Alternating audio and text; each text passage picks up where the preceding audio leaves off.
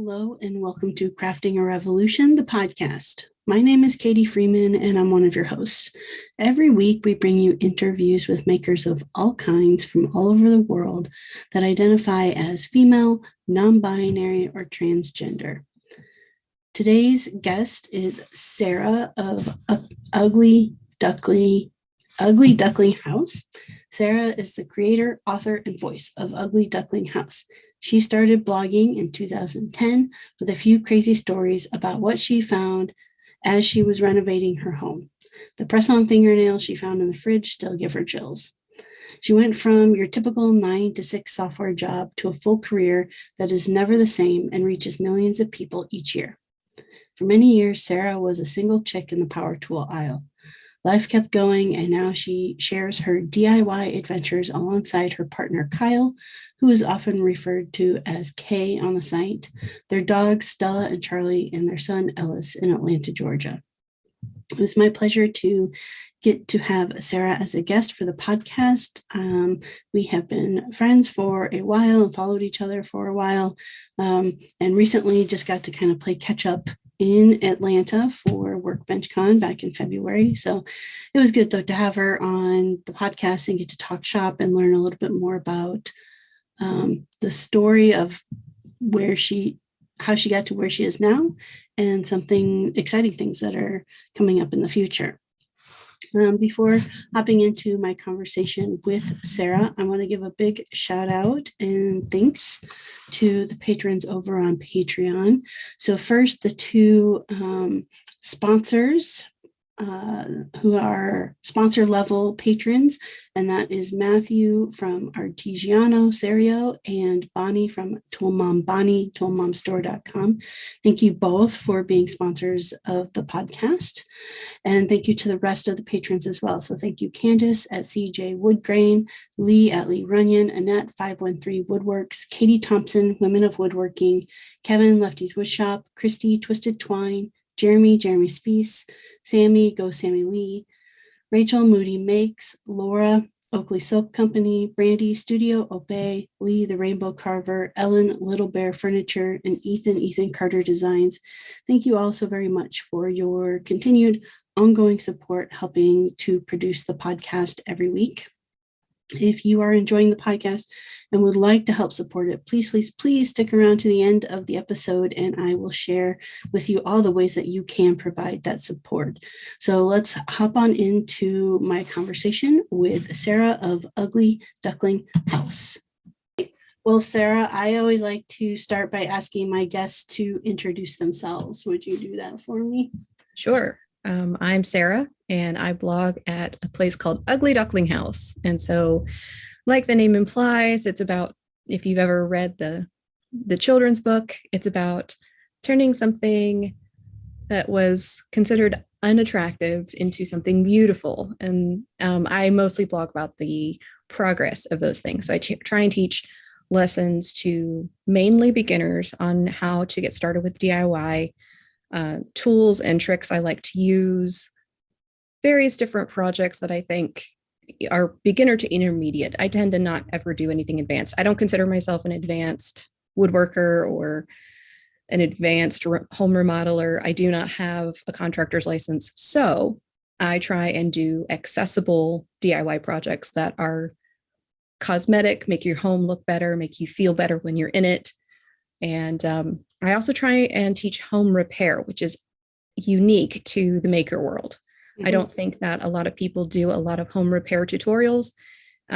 So I try and include that as much as possible in my Ugly Duckling House progress, so that if you've ever wanted to do that side of things, you feel educated and well equipped and know about what's involved with safety, what's involved with knowing, such as before you dig in your yard, who you have to call, things like that. So just to make a homeowner feel more empowered to be confident about the DIYs that they're doing, because a lot of times that's the biggest hurdle that a lot of beginners face.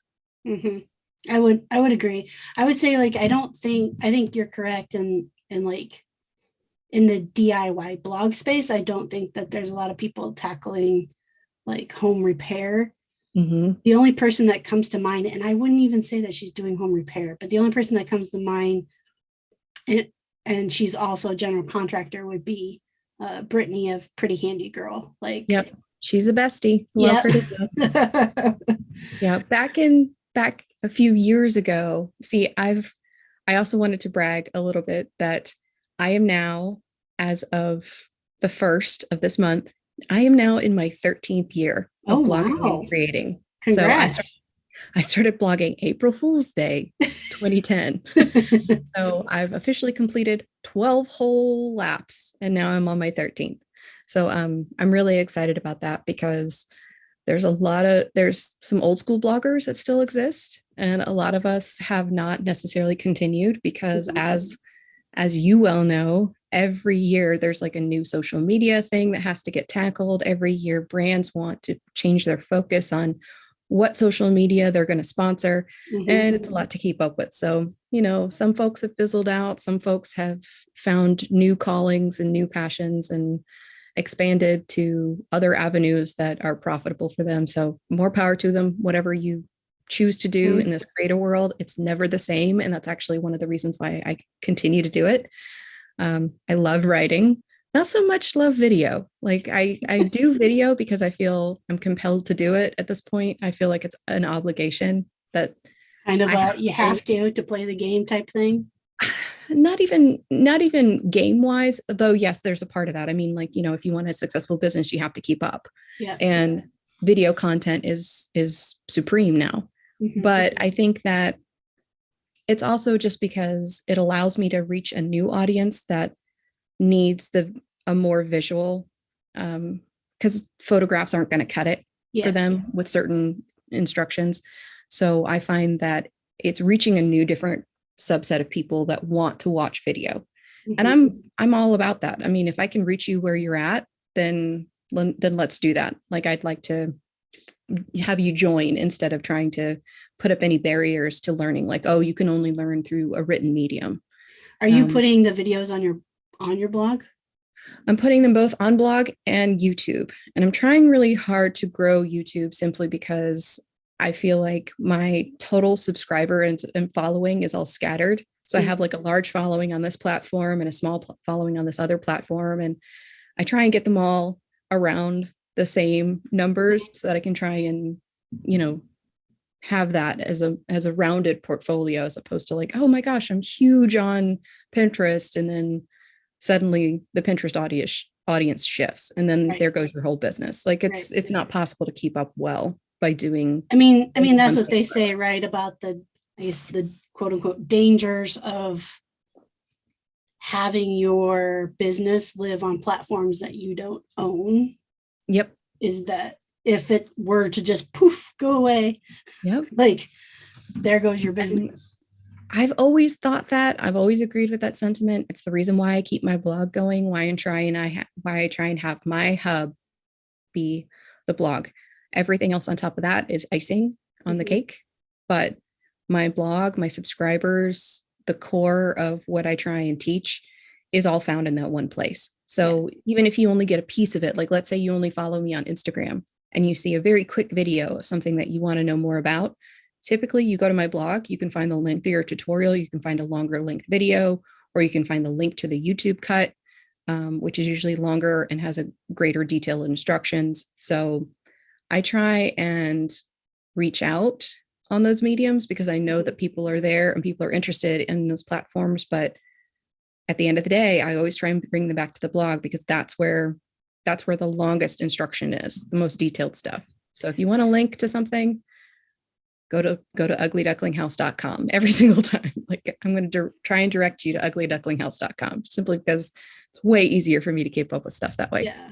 And I mean, I applaud you. Like I have a blog section on my website, and I was doing kind of like the written, like I had some written blogs along with, I think I've always had my projects on social media, like Instagram and YouTube. And then I would create the blog from like what I had created kind of in the social media world. But I commend you because that's not something that it's like, that's not my first, I don't know, like my strong suit. It's just not my strong suit. So going to the written is hard, you know. So now when COVID hit, to be honest, I was just like, nope, I'm taking something off my plate and that is it. Like, I'm not doing it. I think that's where the community is strongest, because some folks are great at video, some folks are great at the written format. I love the storytelling aspect of blogging. I love being able to tell a very personal story when I want to and provide detailed instruction when I want to. I love being able to connect my audience through a written manner. And not everybody does, but the people who crave that written content, they need somewhere to go to. So it's not just video. It's not just Instagram. You're not going to get everything you need probably from one medium if you're really trying to dive deep. And I'm still there, still trying to write that written content. And for me, that's where I feel like I have a strong, strong background. I used to write technical documentation as a profession in customer service. And so I used to have to take screenshots and provide step-by-step instructions. So moving into the blog world where I'm teaching that, but home improvement stuff was an easier transition than it was for a lot of people, because I was already so used to writing that kind of detailed instructional type format. And for other folks, they love cinematography. They love creating video. They love getting really cool shots. I mean, if you watch my YouTube, I am not about like finding the coolest shot. I'm not suddenly trying to employ both a drone camera and and a GoPro. And I'm pretty much like, I have my phone and I put it on a stationary tripod, and whatever it captures is the detailed tutorial. Like, but that may not appeal to everybody, and that's cool, because there's somebody out there who's taking amazing cinematography and they're turning it into a tutorial. They may be covering a different subject than I do, so you'll have to kind of figure out, what you want. I mean, I think, but like you said, I think that's the strength of the community is like, there's something out there for everyone. Yeah. Really. And I've learned once I got into this space, as content creation, that I like actually enjoy like stepping back and appreciating the art of how each creator puts their stuff together, whether it is video or blog. Like, when you said like cinematography, like there's some amazing, like I don't even care what the project is. I just want to go watch their video because of how they like do the shots and lay it out. Like Mary Lou. Exactly. That's her passion. Yeah. I think that what she's creating is great. It's just that I'm like, I'm never going to be at that level because that's not where my passion is. But I see that that's where hers is. And you can see it in what she creates. And you can see that kind of stuff all the time in what people create. Like, this is where they're having fun. Like when I think that's where the maker community, where we really tend to shine, is where we're having fun. You can see it because that authenticity is so transparent, and you can just tell when somebody's just having a blast. Like when you're carving or when you're dancing and you're sharing your dancing videos, you're in your moment, you're in your element, and that's what makes it fun. Like, I don't dance on Instagram or TikTok or anything. That is not my thing. Because sure, I love dancing when I'm DIYing. I love cranking up the music, especially if I'm doing drywall. There's nothing else to do, so cranking up the '80s tunes, and I'm going to town. But I'm not really recording that because I don't really want people to necessarily. I get enough comments about my body on social media. I do not need them to also make comments about how I dance. It was. I think it was a couple weeks ago, like I peeked, my wife works from home too. And so I peeked my head in and I was like, don't come out to the garage. I'm going to be filming like a dance video for Instagram. And she's like, why can't I watch you dance? And I was like, she's like, you post it for everybody to see. And I was like, but that's different. It is different. It's different than somebody standing there watching me dance. Yeah, it's incredibly different. It's like when I try and record like my YouTube intro or whatever, and I'm talking to the camera. As long as I am alone and there's not an eyeball on me, I can feel more relaxed. But if there are eyeballs staring at me while I'm recording, I will flub every single line. Like, it's just, it gets in my head. And Yep. I'd like to be better than that. I'd like to be better at public speaking and when people are watching me record, but I'm not there yet. I'm Yep. going to keep working at it, but I'm not there right now. But I have the same issue too with my partner. He doesn't realize that I'm recording most of the time because I'm recording all over the house, like I'm recording in the kitchen or in the bedroom. Right. So it's not necessarily his fault, but at this point, we've been together for so many years. You should just know the camera's on. My wife does do that. Mostly my stuff, I try to, I'm either here in my podcast space if I'm just talking, stories or whatever, or I'm in the garage. But even like in the garage, she just knows now. She opens the door. She's like, "You're recording, right?" I'm like, "Yes."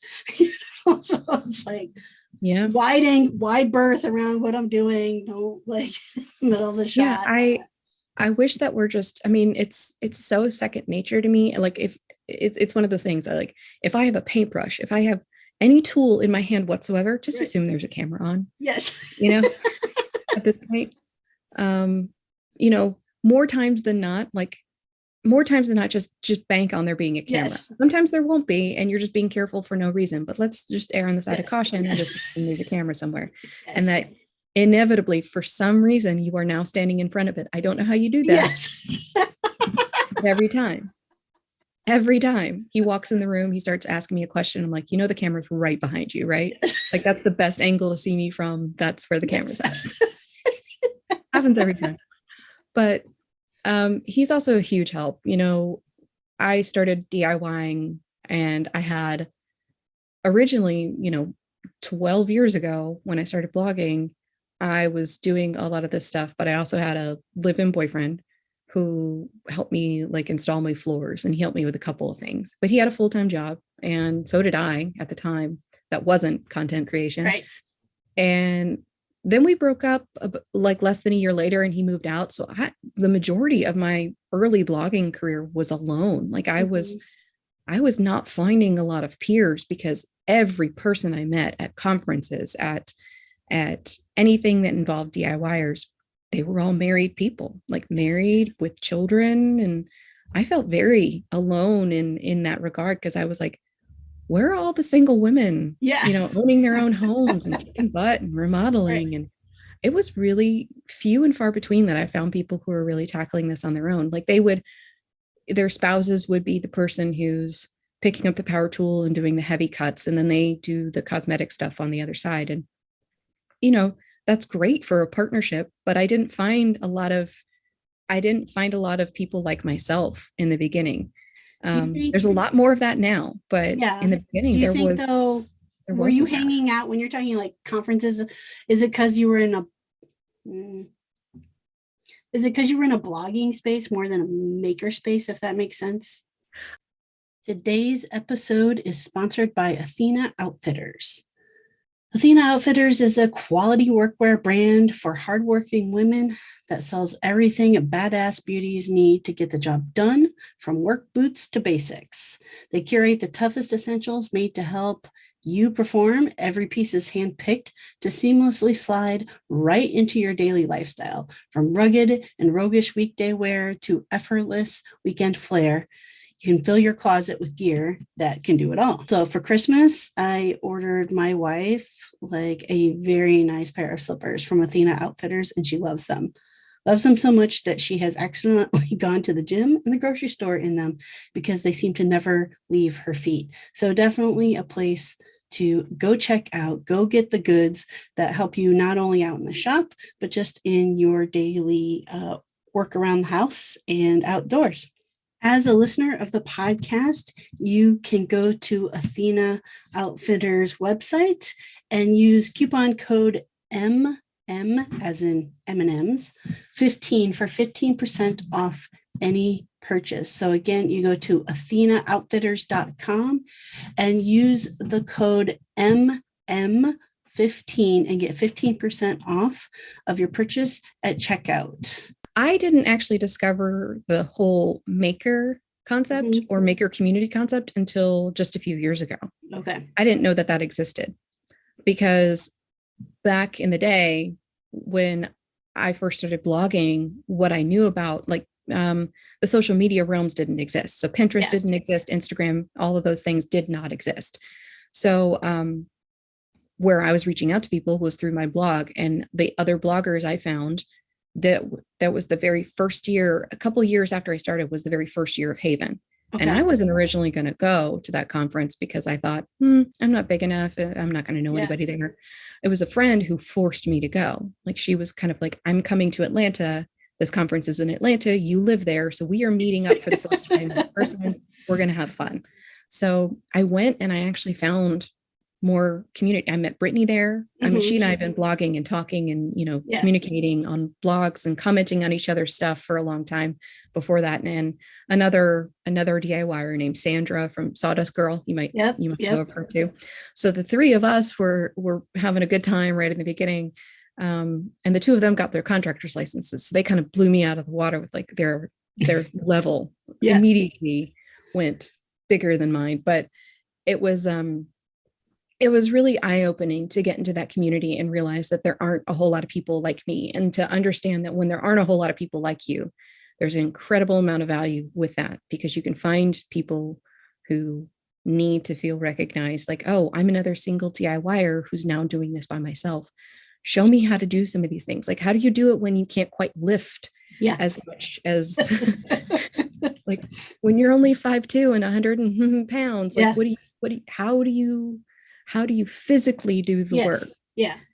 So some of that was a learning curve at the beginning, especially because I did not have a secondary helping hand. So that meant that everything I created, the blogs, the photography, the editing, no wonder I didn't start with video until a few years later. But once my partner and I got together and he moved in, things changed a little bit because we started expanding to do more and more projects. Like, now that I had an actual helping hand, I could think bigger, and and then we decided to start working on the camper project. For those that don't know, I'm working on a 1946 Spartan Manor restoration. And so it's almost like an Airstream, but it's not. It's an aluminum sided camper. It's curved. It's got this amazing body look to it.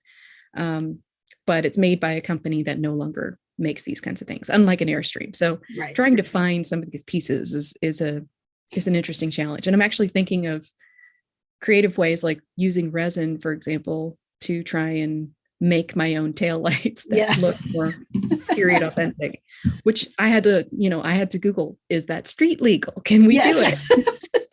So there's a lot of specific things like that you wind up learning only because you are now faced with a new challenge of that particular piece of content. It's different than, say getting an actual education and all these things. You were learning project by project rather than getting an encompassing bundle of education. You're kind of learning painting techniques because you're painting. You're learning how to use this particular power tool because it's now brand new to you. That's not to say that that's not valuable, but at the same time, you have lots of gaps that you are that is just simply unknown of where your education needs to be filled in. And so over the years, thanks to the rest of the maker community, you can fill in those little empty pockets of information that we're always missing. And that's one of the things I love about maker community, is that somebody teaches me a brand new trick that I've never seen before. And I'm like, yes, of course, that's genius. Right. I mean, it's amazing.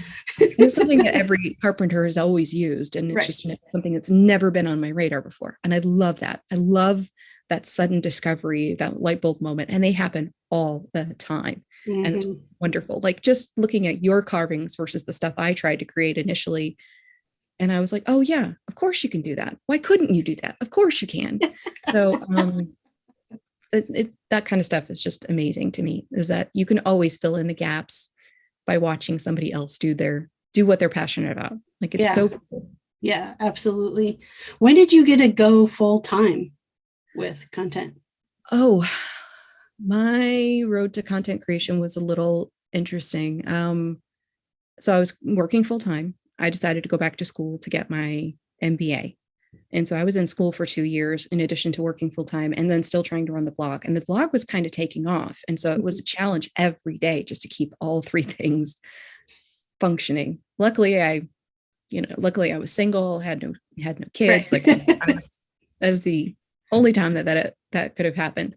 But right after I got right after I finished and graduated, a startup contacted me and they wanted me to work for them. And I was sick and tired of working in like the big company world. I was kind of drowning in sameness of just every day. It was always the same. I knew that I wasn't going to, the company that I was working for a small company that once again got bought out. So I was basically starting over because that's what happens when you get bought out half the time. So I wasn't willing to spend another few years trying to crawl up that same ladder again and fail again. It happened to me once before. And so I was like, you know what? I'm going to work for a startup. I'm going to see what that is. I'm going to see if I can really turn that into something. And so I started working for them, and like that only lasted like maybe 9 months. Okay. Startups are risky. Yes. They're always risky. And I wanted that challenge. I wanted to see if I could for my own sake. And I just didn't like, the vibe just wasn't what I wanted to do. So rather than pick up all my things, and the intention was that I was going to like sell my house and move to be working for the startup, I changed my mind about that, started working for myself.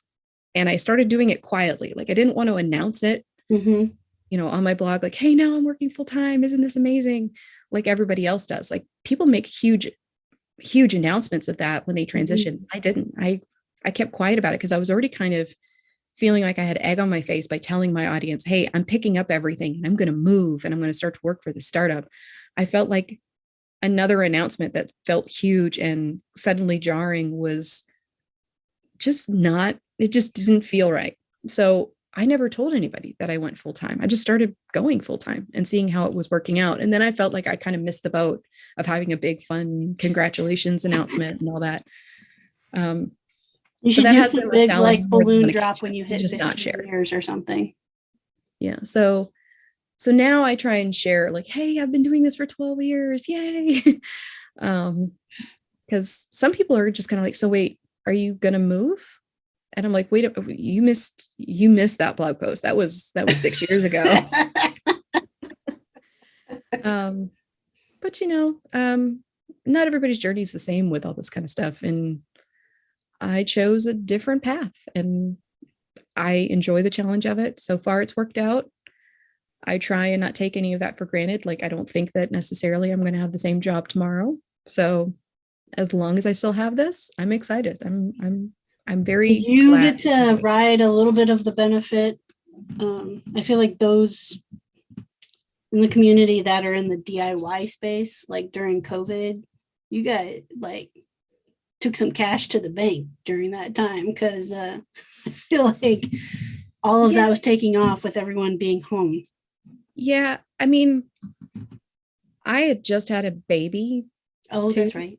Yeah. So, I mean, I was newly pregnant and having a baby and stuff. So my riding the wave was mostly, it happened, but not to the degree that it did to a lot of other people. Cause I took a lot of time away rather than creating new content and trying to ride that high. I just kind of went, no, that'll still be there. I need to sleep and I had a really rough pregnancy too. So I just did not capitalize on that the way that other people might have. And more power to them. I mean, Brittany, she wrote this post about how to create a really great, well-fitting mask. And that was insane for her. Like, she crashed her site so many times because of the amount of traffic she got. Like, that was just nuts. But I mean, everybody did wind up benefiting from that, who was already an established content creator. Yeah. Because I found that I got a lot of traffic to stuff like my home gardening stuff, stuff that I had already created from years back, wound up getting a surge of traffic. So there was definitely some advertising revenue that came in because of that. Yeah. My YouTube went down to like almost nothing during COVID. And I think it's just because like I don't create content that's DIY. Like I don't do instructional stuff. That was actually my struggle getting into the content creation side of it versus like making and selling, which I still do that as well. But it was because I couldn't, everything I was seeing was all of this like tutorial type stuff. Mhm. And I'm like, that's not what I do. Like, I'm like, I'm not going to make a plan on how to do a sculpted table because it's going to come out different for all kinds of different reasons. So like, I'm not going to do that. It was really hard to, I think it was listening to Brad and John Malecki on when they were doing their podcast, and they said like you have to choose. Are you doing like, are you teaching? Are you entertaining? Are you like? And I was like, oh, okay. Like trying to wrap my mind around like sometimes people will come over just because they enjoy watching you make. Like you said, if you're excited while you're doing it, like that's half the battle because that shines through and people It like to does. watch that. Yep. Even Um, when it's tedious work. yep. So I think that was always a struggle for me, and that really hit home during COVID, like the hardcore COVID part, because I just didn't have that DIY tutorial content for people to consume. Yeah. But you still wound up finding, I mean, I'm seeing you succeed. So from my Yeah. perspective, I've seen you succeed. So I mean, I know that you found your audience. Like it Yeah. was clear to me that you did. But yeah, you do have to make those choices, and you can always pivot at any given point of time, especially because I mean, for you, for example, you've been creating and carving, and then you created an actual class on Yeah. Yeah. how to learn carving.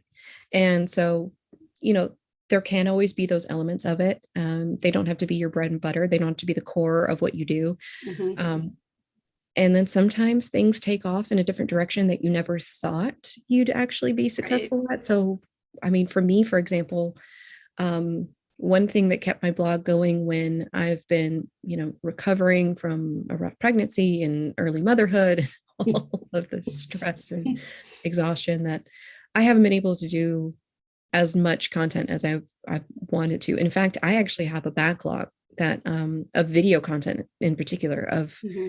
episodes for Ruby or Ruby's Revival, the camper project. I've got backlog content for Christmas content. Like I've got a whole series of Christmas DIYs that just never made it to YouTube because I haven't had time to edit.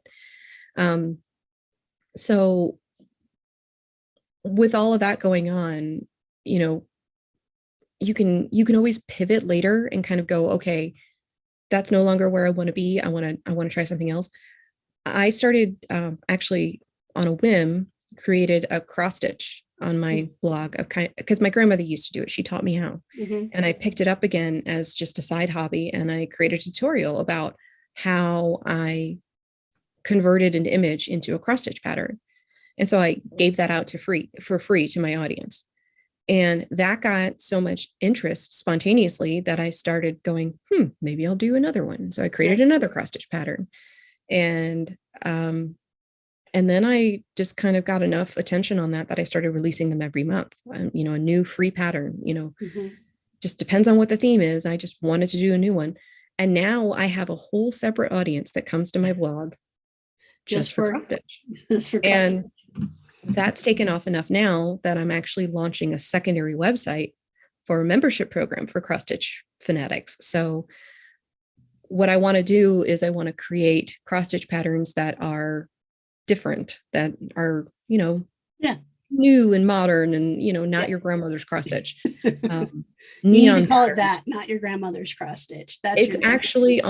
actually on the website. Yes. So neon signs is one Yeah. of the series that I'm creating. I'm creating ones that look like old school tattoos and pinup girls and modern floral patterns and house plants and Mm-hmm. all sorts of different fun things that I haven't seen a whole lot of pattern making for. And then if that's successful, I actually have a whole game plan on what that website's going to turn into down the road if that first chunk of it works out. So I'm actually kind of excited that who knows, I may not be doing just DIY forever. I may be managing a whole secondary type of content creation and making, which is amazing to me that that's still under the umbrella of the Yeah. maker community. Right. Because even though it's fiber arts, it's making something with your hands. And there are maker artists that blend both woodworking and fiber arts, and that kind of stuff is really cool. So Um, I'm really excited because I never really thought that I'd be launching a secondary website. And now it's a whole plan that I'm trying to launch. I'm trying to set a date for it so that I can launch within like 3 months, which you've launched something before. You know how much work Yes. that takes. So, Yeah. fingers Whereas crossed I I just, stay on schedule. I'm not great about staying on a schedule anymore because now that I work for myself, nobody holds me to that schedule but me. right, And that's really bad because I can just blow it off for a day, a week, a month, right. and never come back to it. I was just say, I'm kind of in the infancy stage of something somewhat similar. When I started as Freeman Furnishings, like the intent was always to, the content that I would be sharing would be just like the pieces I'm making that are, for sale. Mhm. And it's totally changed once I like just embrace the community. It's much more about like sharing my process and creating content around like all of that kind of stuff. And it's no longer really about like the design side of things and like I'm designing pieces for sale. So I'm like, okay, I need to come up with a new name and like create a whole new social platform that's now just going to be like my designs, my furniture design and those pieces and like creating lines and stuff. But they can't live together. So I'm like in the infancy stages of like, okay, what am I going to call it? What's it going to be? What's it going to look like? All of that kind of stuff. Yeah. Coming up with the name of something new is so hard nowadays because .coms are really hard to find that haven't been taken already. I did actually quite a lot of brainstorming to come up with the new name. And once I found it, I was like, it was a light bulb moment where I'm like, yes, this is the name. This is so cool. Um, so I've been keeping that under wraps, even though I want to shout it from the rooftops because I think it's going to be so awesome once it finally launches. Um, but that's kind of the other thing that's really cool about the maker community from my perspective is that like eventually it's not just a situation where like you come up with this great idea. You are shown what you're good at. You're Yeah. shown what you're like the maker community eventually kind of pushes you in a different direction that you might not have known about. I never thought, for example, that I would ever want to have my own forge. And now after after going to Maker Camp last year, I specifically came up with a plan when I came home about like, okay, I can't put one in the city. So at my next house, that is definitely on the task list or the wish list is I need something that has enough space where I can have my own forge, and it needs to be in a place where I'm not going to disturb my neighbor just across the Right. street. So, living in the city has its downsides that I can't really, hammer metal all night long. But I never knew that that would be something that I would find really, really fascinating and interesting and want to do. And now I really, really, really want to. Had the maker community not been there, I never would have known that that was the thing that I was into. So I think that there's a side of you that kind of goes, okay, I want to take my business in the XY direction. And there's an experimental phase where you kind of play with it and you kind of figure out, okay, this is what people are responding to.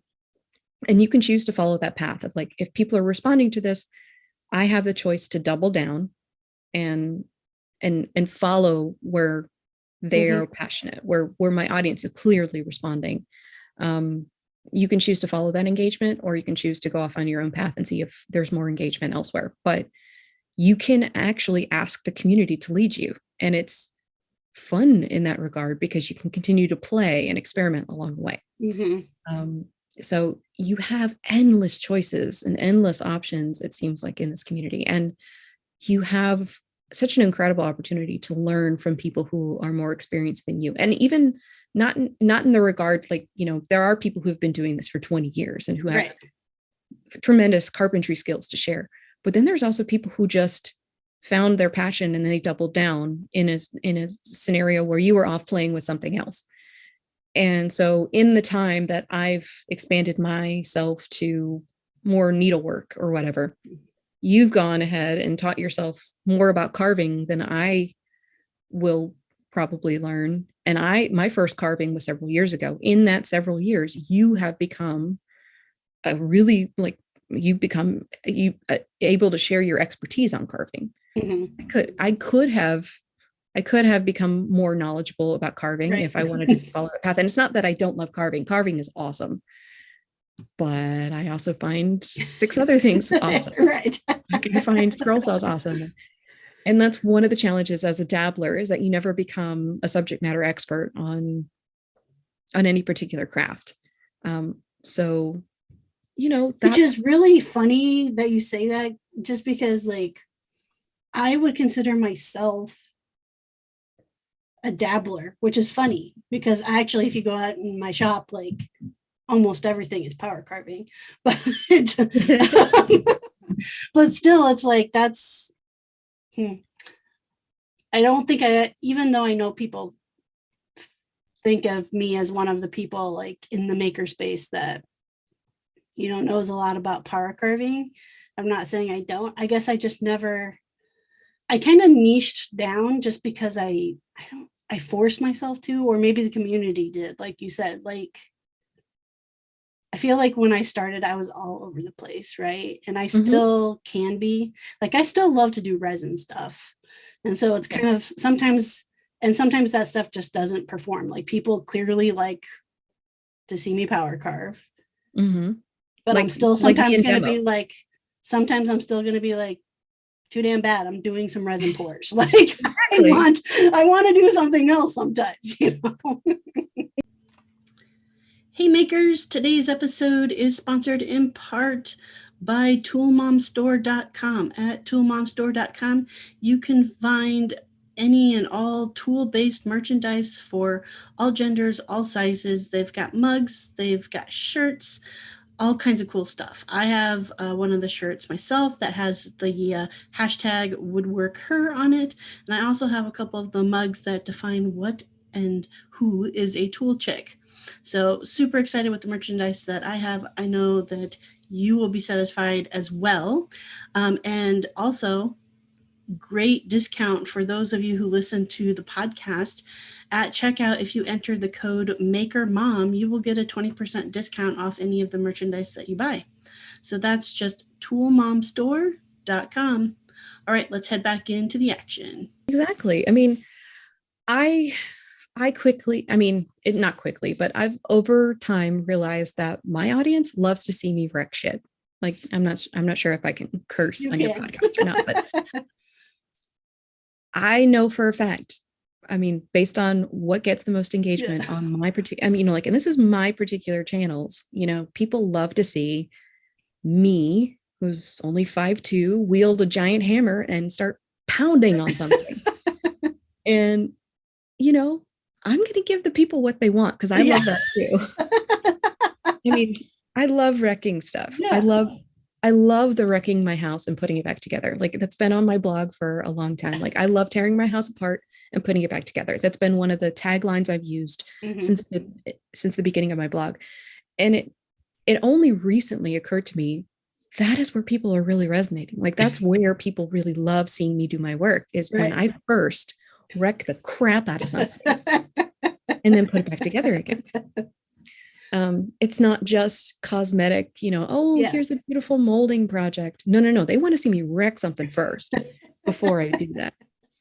And so if it doesn't involve demo, I kind of put it further down on the to-do list, because I know that people won't be as interested. And that's the maker community telling me what they want to see and me listening. That's not necessarily me choosing to do what I want, but at the same time, there's a good balance there where, you follow passion projects and that may add to your audience, Right.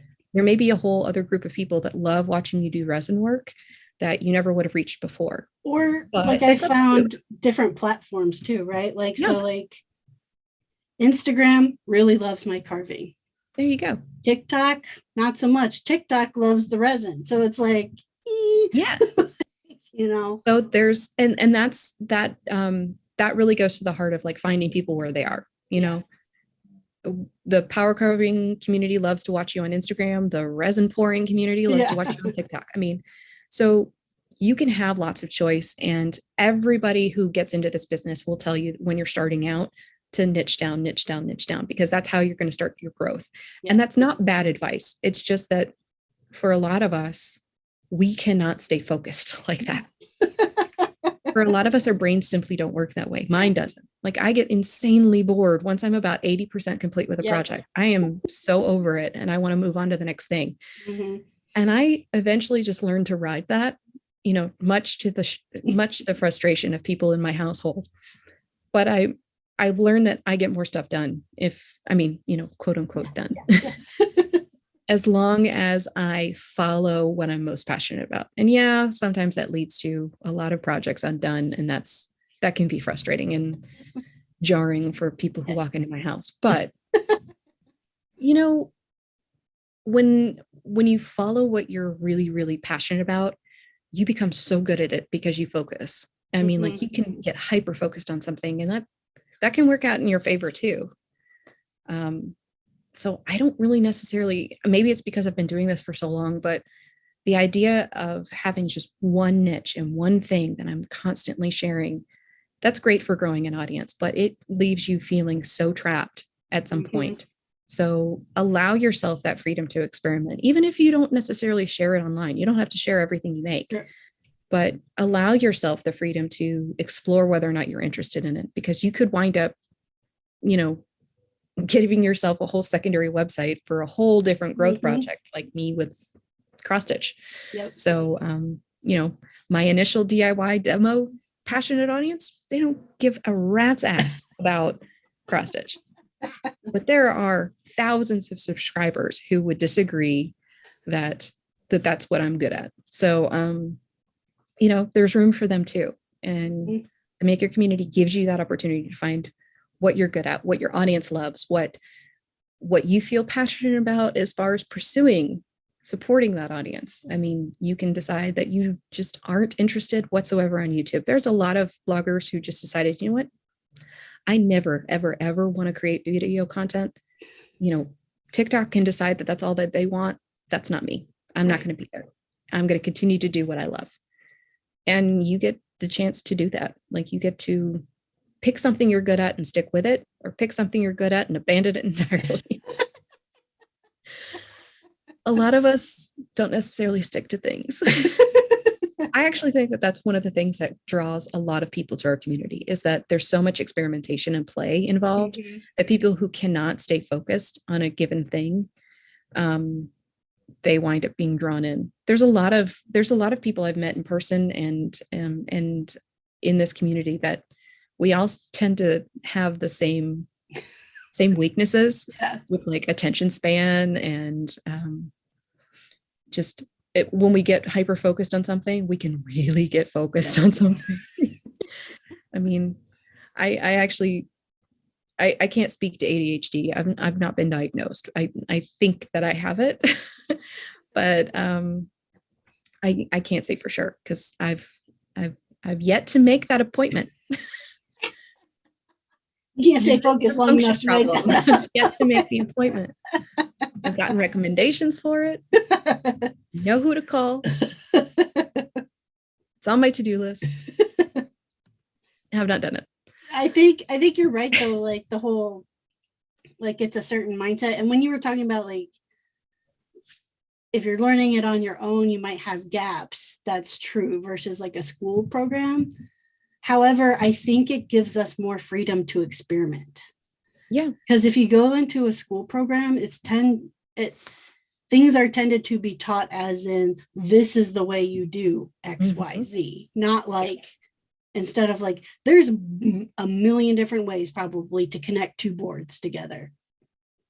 You know, and it just depends on, do you like pocket hole screws? Do you like nails and glue? Do you like all of these different options? But if you go to school, they're going to tell you there's only one way to do it. Yeah, I totally agree with that. I've learned a lot by watching my son, like how he tinkers and figures out how to do something. You know, he's a toddler, so he tends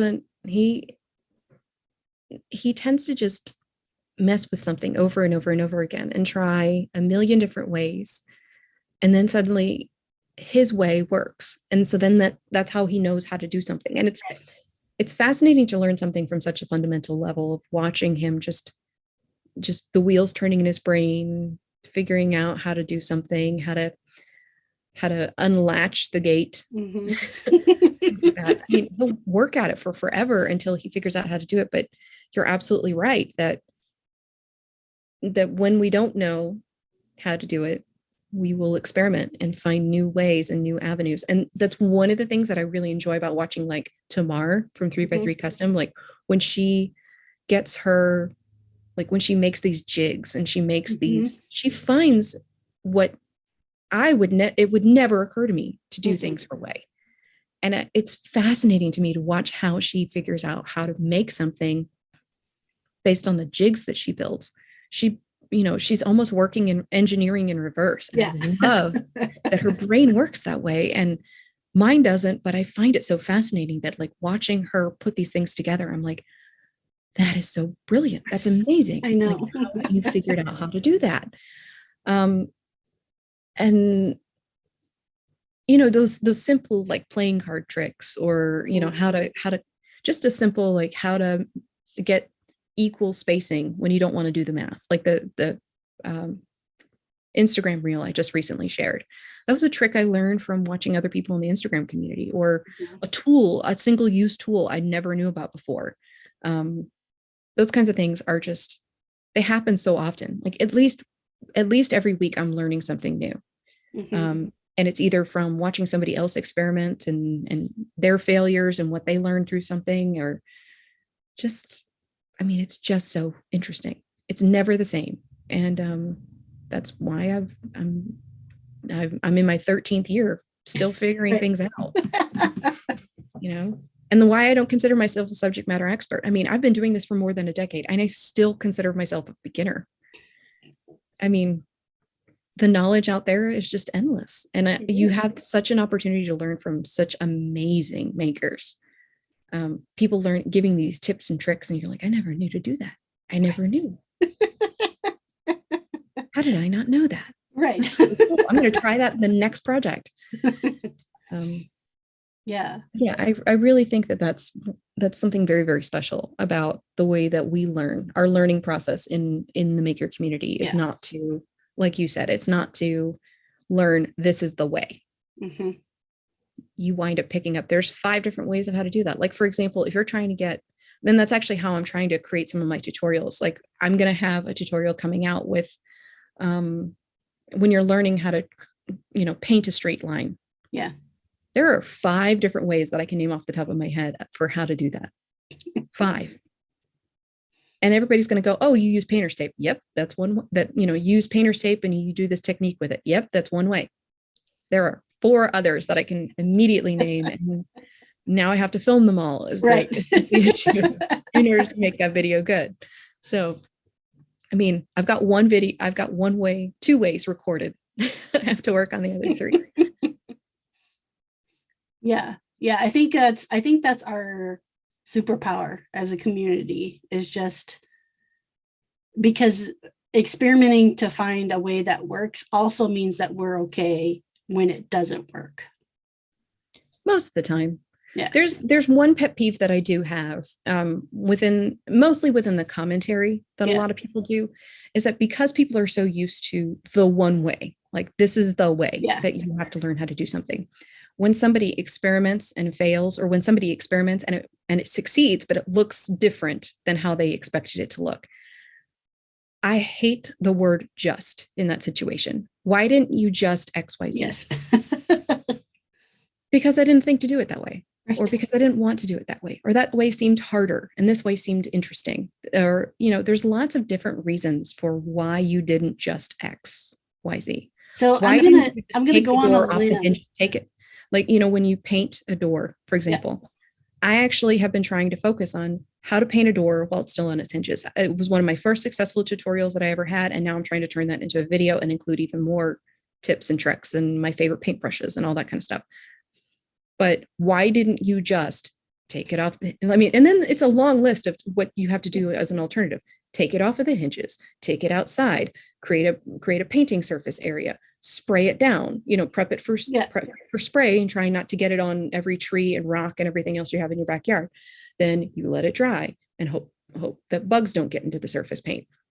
Then you take it back inside and hope like hell that it goes back on those hinges and isn't wonky. Like once you rehang it. This is an old house. I am 99% sure that if I were to do those steps, it would not hang the same. So I don't mess with all that. I just paint it where it is. Yeah. Why didn't you just spray it? Because I just listed all the reasons why I didn't do that. Yes, spraying is a great option. It's an option if that's what you want to do. But there's a reason I didn't. And it's not a just situation. So I'm going to go on a limb and I'm going to make an assumption here, which is something I try not to do. And my assumption is that most of the people who say, why didn't you just, are men. Yes. Yes. Why didn't you just XYZ? And I get that. See, I get that over on TikTok. So I had a video blow up recently, mainly just because I did something quote unquote wrong, according to all of the men in the comment section, which is like, I currently don't have a track saw and I don't have a table saw, and I needed to cut a very long piece of walnut that was almost 8/4. So it's almost 2 inches thick. And I wanted to cut a straight line. And I was like, I don't really have a surface that I want to put that on, and try to find a straight edge to clamp down that will work. Like I was like, oh, I'm going to pin nail this like straight edge that I have down, and then I can like move it and pin nail it down in place, because part of it I didn't need. So that's what I did. I pin nailed it in place, and it worked as a straight edge for the circular saw, and voila, straight cut. I thought it was like a great idea to use in the moment compared to all the options I had. Oh no, I was just called like, well, for one, they couldn't tell from the video that I was female. So most of the comments were, be a real man and just do a chalk line and cut it straight. That was most of the commentary on that video.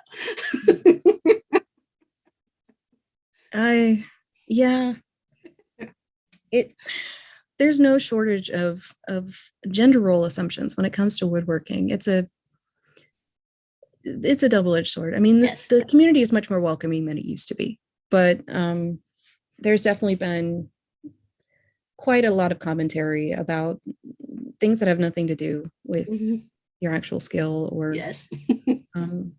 I mean, like, you found a way to make it work. Is it straight? Yeah. Is it Yes. is the board straight? Like, Yes. okay, we're good. We're good. Moving on. Exactly. That was my thought. Yeah.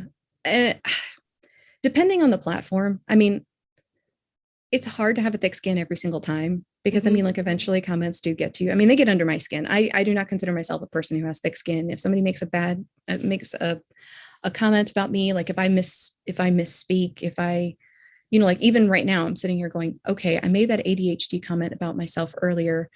I hope no one hears that and thinks that I'm making fun or anything like that, because I'm talking about myself. I think that I those kinds of things where I want to be careful about how I talk about these things, but at the same time, you never know with the community of where things are going to go, how people are going to perceive what you're doing as either a great idea or a terrible idea. They're going to make comments. They're going to be unsupportive. I will say, I like to troll back though. Yes, I do. Sometimes it's cathartic to troll back, and you kind of go, and I will say, like, I do it that way. I didn't realize it was going to be a controversial video until I put it out there, and it became a controversial video. And those get the most traction. So I started to, just when they would comment, I would like, thanks for your engagement, whatever. Like, it keeps throwing it to the top. Yeah, I had one outtake video that I shared on Instagram that was just me washing the camper. Yeah. And I got so many trolling comments about not using pressure washer, which I addressed, about it not being winter, like arguing with me about whether or not it was winter in the video, because I mentioned that it was winter. People are like, well, we see green trees. And I'm like, imagine bragging about not understanding the concept of evergreen trees. Right. But we don't need to argue about this kind of stuff. I mean, people are like, that's not cold. It's cold where I live. It's -10 degrees today. I'm like, well, good for you. I mean, this isn't a competition about No. who can stand the coldest weather. Like, Right. it's crazy sometimes the stuff that takes off and goes viral, and always sometimes for the wrong reasons. People don't either think that you're lying, or people think that, like, I have a deck building project where people just go, oh, nope, saw a man's hands in that one clip. That means a man built the whole thing, and you're just lying about having built the whole thing yourself. And I'm like, it's called having somebody help. Right. They picked up the board and handed me a board. Right. Yeah, of course their hands are going to be in the clip. I literally said that my boyfriend helped me do this. Whatever, And I know you have a hard stop, so I need to give you a chance to tell people where to find you again. Well, you can find me at uglyducklinghouse.com, and on social media, you can find me at Ugly Duckling DIY, because for a lot of platforms, Ugly Duckling House is too long of a phrase to use as a handle. So long time ago, I had to switch to Ugly Duckling DIY, and it's worked for me ever since. So Instagram, TikTok, I'm on YouTube. My channel on there is Ugly Duckling House. You can see all of my projects for Ruby's Revival so far on that channel, because there is a lot of people who love that vintage camper project. So I hope you guys follow along and find me. Awesome. And thank you so much, Sarah, for chatting with me today. Thank you so much for having me on. Okay, so again, that was Sarah of Ugly Duckling House, or Ugly Duckling DIY, on Instagram and TikTok, I believe. I'll include the links on how you can follow along with her in the show notes for today's episode. Best places to find that is first check the description in your podcast app. Then if you are watching this episode on the Freeman Furnishings YouTube channel, check the description box down below. And lastly, you can head on over to Freeman Furnishings /podcast and find this episode as well as all the past episodes. Be sure to follow along with us, the podcast, over on Instagram at Crafting a Revolution, no underscore, no spaces, all one word, Crafting a Revolution. And that is the best place actually to be able to support the podcast. So if you would like to help support the podcast in a monetary way, you have two options. You can support via Patreon and be an ongoing monthly supporter, or you could give a one-time donation. Both of those links are right there on Instagram with the link in the bio, again, at Crafting a Revolution on Instagram. And if you would like to help support the podcast in a non-monetary way, please also do that over on Instagram by sharing about it in your stories, in your feed, whatever you feel comfortable with, letting people know about the podcast and maybe who some of your favorite guests have been. While you're over there, also come on over and say hi to your guests. You can find me, Katie Freeman, at Freeman Furnishings, and my co-host, Katie Thompson, at Women of Woodworking. Both of us are pretty active on Instagram, so come on over and say hi. Let us know you're loving what we're doing. Always enjoy hearing about that. This is the only episode for this week. Next week, we will be back with 2 brand new episodes. In the meantime, as always, let's go craft a revolution. She, her, them, they got something they wanna say. Solution for the toxic masculinities. Pollution is the constant evolution of a broken institution. So here's our resolution: we craft a revolution.